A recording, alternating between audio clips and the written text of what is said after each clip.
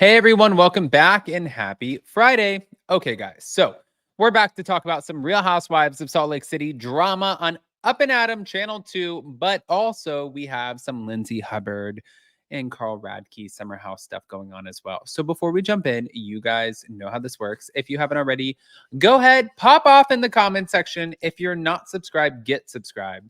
Don't forget to hit that notification bell and yeah. Oh, by the way, everybody was asking me about hot, messy topics today. Guys, this week and next week, they're the last weeks that we are going to be moving to Charleston. So this was just not a good week. I'm so happy we were able to do the Vanderpump Rules recap, but it is what it is. And I'm sorry, but I will do it on Monday. Just keep posted with me, please. I'm sorry, but I love you guys and we're going to keep it moving. So smash that like button, show some love, and let's get right into this bitch.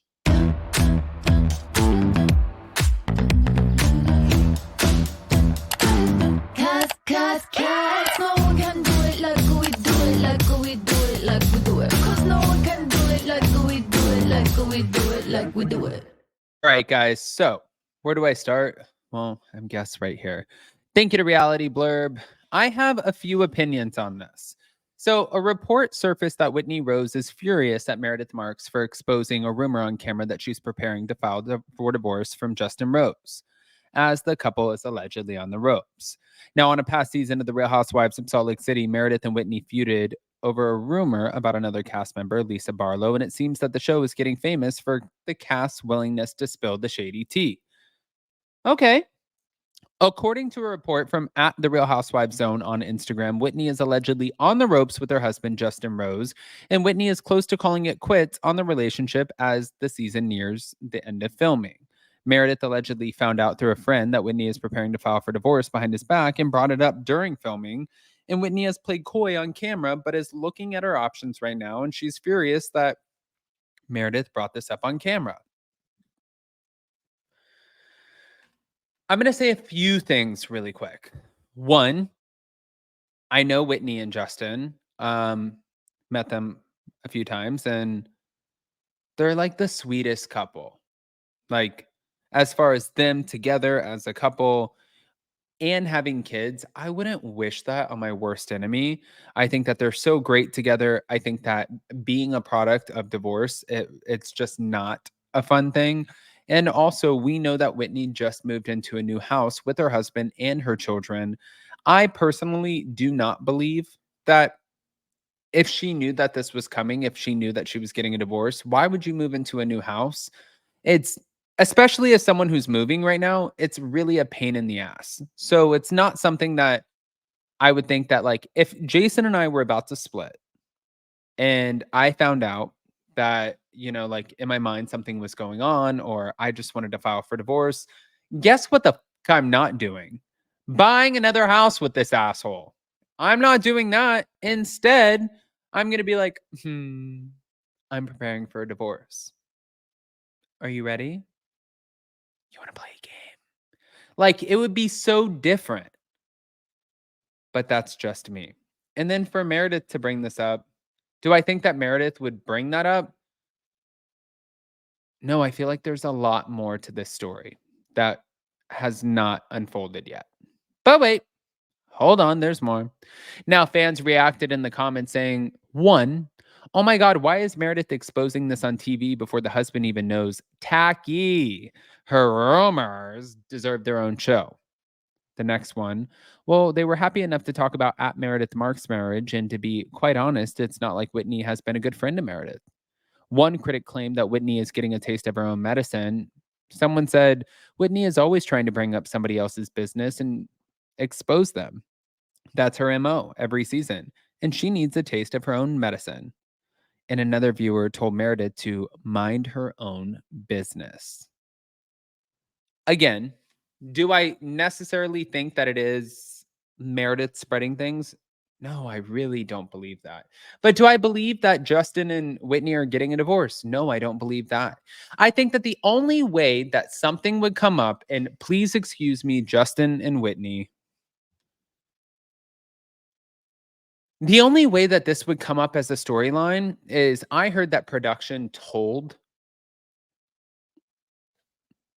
told the cast that they have to really bring it this season, and I would be wondering if she was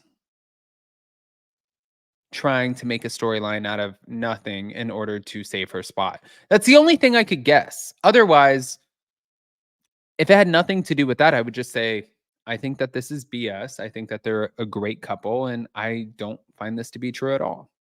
But I want to hear what you guys think. I don't want to just sit there and like spew this out and be like, oh my God, guys, this is my opinion. Yeah, guess what? Bitch has an opinion. But I also like to hear your opinions as well. So that's the whole point of this. Now, we're going to move over to Summer House, Carl Radke and Lindsay Hubbard, because speaking of opinions, there's a lot going on over there. And it just doesn't stop, especially because everybody's watching through the lens of knowing the fact that Carl ended the engagement prematurely from Lindsay because he didn't want to get married in Mexico. And that is how we're all watching this.